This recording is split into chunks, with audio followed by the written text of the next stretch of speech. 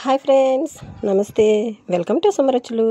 ఈరోజు ఈ వీడియోలో నల్లేరుతో ఉల్లికారం కూర ఎలా ప్రిపేర్ చేయొచ్చు అన్నది చూపించబోతున్నాను. ఈ నల్లేరు ఉల్లికారం కూర చాలా టేస్టీగా ఉంటుంది. మన హెల్త్కి కూడా నల్లేరు చాలా మంచిది.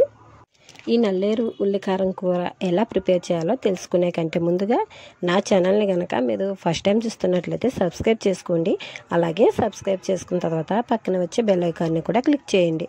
అప్పుడే నేను చేసిన ప్రతి వీడియో నోటిఫికేషన్ మీకు వచ్చి నా కొత్త వీడియోలన్నీ మీరు మిస్ కాకుండా ఉండొచ్చు. మరైతే ఇప్పుడు ఈ నల్లేరు ఉల్లికారం కూర ఎలా ప్రిపేర్ చేయాలి అన్నది చూసేద్దాం పదండి.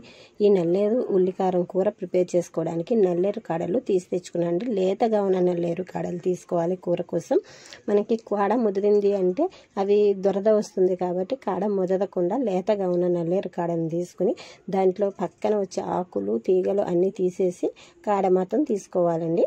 ఈ నల్లేరు మన హెల్త్కి చాలా మంచిదండి. నల్లేరులో బోల్డ్ అని హెల్త్ బెనిఫిట్స్ ఉన్నాయి. అవన్నీ కూడా నేను ఆల్రెడీ ఒక వీడియో చేశాను. నల్లేరు పచ్చడి వీడియో చేసి దాంట్లోనే నల్లేరు హెల్త్ బెనిఫిట్స్ అన్నీ కూడా నేను షేర్ చేశాను. అలాగే నేను నల్లేరు పచ్చడితో పాటు నల్లేరు అట్టు కూడా ఒక వీడియో చేశానండి.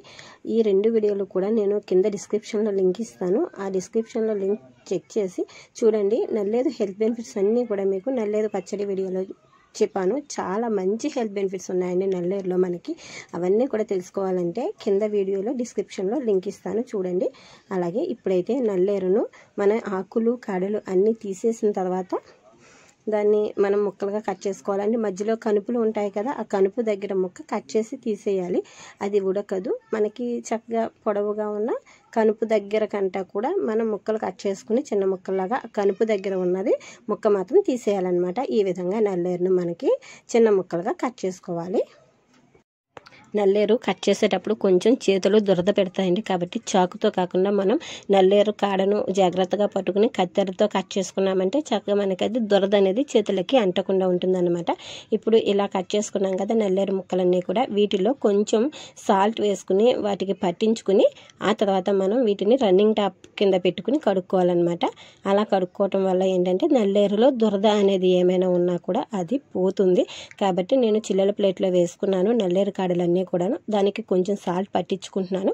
ఇప్పుడు దీన్ని పట్టుకెళ్ళి రన్నింగ్ వాటర్ ట్యాప్ కింద పెట్టేసి నీట్గా కడిగేసుకుంటే మనకి దురద అనేది పోతుంది. నల్లేరును ఇలా కడిగి పక్కన పెట్టుకున్న తర్వాత స్టవ్ పైన ప్యాన్ పెట్టుకుని వేడి చేసుకుంటున్నాను.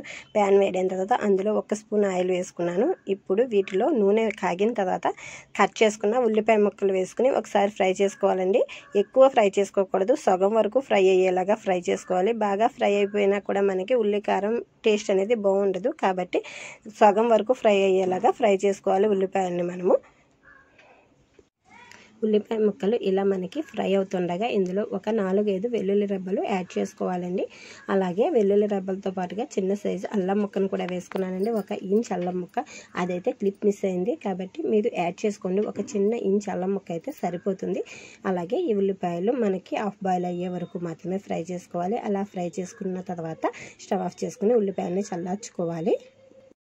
ఈ నల్లేరు ఉల్లికారం కూర అనేది చాలా పాత రెసిపీ అండి. ఎప్పటి నుంచో మా అమ్మ అంటున్నారు నల్లేరు ఉల్లికారం కూర చాలా టేస్టీగా ఉంటుంది, చెయ్యాలి అని. నేనైతే చేయలేదండి, ఇదే ఫస్ట్ టైం చేస్తున్నాను. మా అమ్మ డైరెక్షన్స్ ఇస్తుంటే నేను చేశాను. సూపర్ అయితే వచ్చింది. టేస్ట్ అయితే చాలా బాగుంది ఈ నల్లేరు ఉల్లికారం కూర. ఇప్పుడు ఉల్లిపాయలు ఫ్రై అయిపోయాయండి, తీసి పక్కన పెట్టుకున్నాను. ఇవి చల్లారిన తర్వాత మిక్సీలో వేసి గ్రైండ్ చేసుకుందాము. ఇవి చల్లారే లోపుగా స్టవ్ పైన అదే ప్యాన్లో మరి కొంచెం ఆయిల్ వేసుకుని మనం కట్ చేసి క్లీన్ చేసి పెట్టి ఉంచుకున్న నల్లేరు ముక్కలను వేసుకుని ఒకసారి ఫ్రై చేసుకుంటున్నాను. ఇలా ఫ్రై చేసుకుని స్టవ్ను సిమ్లో పెట్టేసుకుని మూత పెట్టేసి ఈ ముక్కలు బాగా మగ్గనివ్వాలండి. నల్లేరు ముక్కలు మనకి త్వరగానే మగ్గిపోతాయండి. ఇలా మూత పెట్టేసి మనం వేయించి చల్లార్చి ఉంచుకున్న ఉల్లిపాయ ముక్కలను మిక్సీ జార్లో వేసుకుందాము. ఇలా చల్లారిన ఉల్లిపాయ ముక్కలన్నీ మనం మిక్సీ జార్లో వేసేసుకున్నాం కదా. మనం ఆల్రెడీ ఇందులో వెల్లుల్లి అల్లం కూడా యాడ్ చేసేసుకున్నాము. ఇప్పుడు ఇందులో దీనికి సరిపడా కారం యాడ్ చేసుకోవాలండి. మనము నల్లేరుకి కారం అయితే ఎక్కువ పట్టదు, చూసుకొని యాడ్ చేసుకోవాలండి. నేనైతే 1.5 స్పూన్ కారం వేసుకున్నాను, కరెక్ట్గా సరిపోయింది. అలాగే 1 పావు స్పూన్ జీలకర్ర పొడి, 1 పావు స్పూన్ ధనియాల పొడి యాడ్ చేసుకున్నాను. ఇప్పుడు దీన్ని మిక్సీలో వేసుకుని మెత్తగా గ్రైండ్ చేసేసుకుందాము. ఇలా పేస్ట్ లాగా చేసుకోవాలి, బాగా మెత్తగా గ్రైండ్ చేయకూడదండి. అక్కడక్కడ ఉల్లి ముక్కలు కనపడేలాగా గ్రైండ్ చేసుకోవాలి. అప్పుడే కర్రీ టేస్ట్గా ఉంటుంది. ఇప్పుడు మనం మగ్గించుకున్న నల్లేరు ముక్కలు ఎలా ఉన్నాయి అన్నది చెక్ చేద్దాం. ఒకసారి మూత తీసి బాగా మిక్స్ చేసుకోండి. ఇలా మిక్స్ చేసుకున్న తర్వాత మనం గ్రైండ్ చేసి పెట్టి ఉంచుకున్న ఉల్లి కారాన్ని యాడ్ చేసుకోవాలి. నల్లేరు ముక్కలన్నీ బాగా మిక్స్ చేసుకున్నాం కదా ఒకసారి. ఇప్పుడు గ్రైండ్ చేసి పెట్టుకున్న ఉల్లికారం యాడ్ చేసేసుకుందాము. ఈ ఉల్లికారం యాడ్ చేసిన తర్వాత ఇందులో సరిపడా సాల్ట్ యాడ్ చేసుకోవాలండి. సాల్ట్ మీరు మిక్సీ జార్లో మిక్సీ చేసుకునేటప్పుడైనా వేసుకోవచ్చు, కానీ నేనైతే ఇప్పుడు యాడ్ చేస్తున్నాను. అలాగే ఇందులో కొంచెం పసుపు కూడా యాడ్ చేసుకోవాలండి. ఇవన్నీ యాడ్ చేసిన తర్వాత ఇందులో చింతపండు పులుపు కొద్దిగా వేసుకోవాలండి. చింతపండు పులుపు ఎక్కువ వేయకూడదు. ఒక చిన్న ఉసిరికాయ సైజుని చింతపండుని నానబెట్టుకుని ఆ గుజ్జు తీసుకుని నీళ్లు మాత్రం దాంట్లో వేయాలన్నమాట. ఇలా చింతపండు పులుపు వేయడం వల్ల కర్రీ టేస్ట్ అనేది బాగుంటుంది. ఎక్కువ వేయకూడదండి. మళ్ళీ మనం చింతపండు ఎక్కువ వేసాము అంటే పులుపు ఎక్కువైపోతుంది. నల్లేరు కాడలకి పులుపు అనేది ఎక్కువ పట్టదండి, కొంచెం అయితే సరిపోతుంది. చూసుకోండి, మీరు తీసుకున్న నల్లేరు కాడలను బట్టి మీకు ఎంత అవసరమవుతుందో అంత చింతపండు మాత్రమే తీసుకోండి.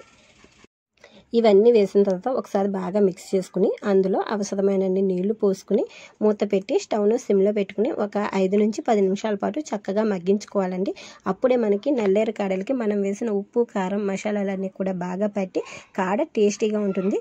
ఇప్పుడు మూత పెట్టేసి ఒక 5 మినిట్స్ తర్వాత మూత తీసి చెక్ చేసి చూసుకోవాలండి. నల్లేరు కాడ బాగా మెత్తగా ఉడికింది లేనిది చెక్ చేసుకుని చూసుకోవాలి. నల్లేరు కాడ అనేది మనకి బాగా మెత్తగా ఉడికిపోతే కూర రెడీ అయిపోయినట్లేనండి. ఒకసారి చెక్ చేద్దాము ఎలా ఉంది అన్నది. చూడండి, ఇంకా గట్టిగా ఉంది. ఇంకొక 5 మినిట్స్ పాటు ఉడికితే మనకి చక్కగా సరిపోతుంది అనమాట. చాలా టేస్టీగా ఉంటుందండి ఈ నల్లేరు కూర అయితే. నాకైతే చాలా చాలా నచ్చింది. ఫస్ట్ టైం చేశాను, ఫస్ట్ టైం తిన్నాను. మీరు తప్పకుండా ట్రై చేసి టేస్ట్ చేయాలండి.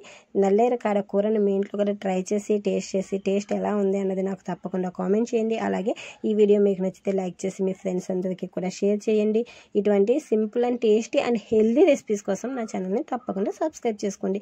Thank you friends for watching my video. Share with your friends and family.